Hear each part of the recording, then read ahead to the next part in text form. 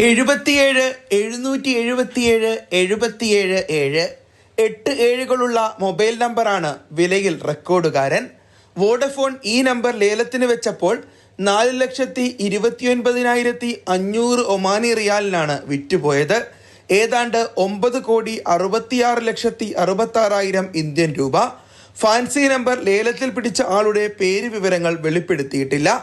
രാജ്യത്തെ ഏറ്റവും വിലയേറിയ മൊബൈൽ നമ്പറാണിതെന്നും ലഭിച്ച തുക ജീവകാരുണ്യ പ്രവർത്തനങ്ങൾക്കായി ചെലവിടുമെന്നും വോഡഫോൺ കമ്പനി അറിയിച്ചു. വോഡഫോണിന്റെ 171 ഡയമണ്ട് നമ്പറുകളും 29 ഗോൾഡ് നമ്പറുകളും ഉൾപ്പെടെ 200 പ്രീമിയം നമ്പറുകളാണ് ലേലത്തിൽ ഉണ്ടായിരുന്നത്. ഡയമണ്ട് ഗോൾഡ് നമ്പറുകൾ ഉൾപ്പെടെ ലേലത്തിൽ ആകെ 6 നമ്പറുകൾ വിറ്റുപോയി.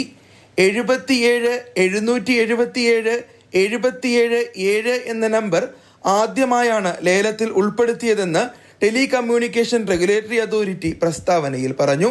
Mathrubhumi news, Muscat.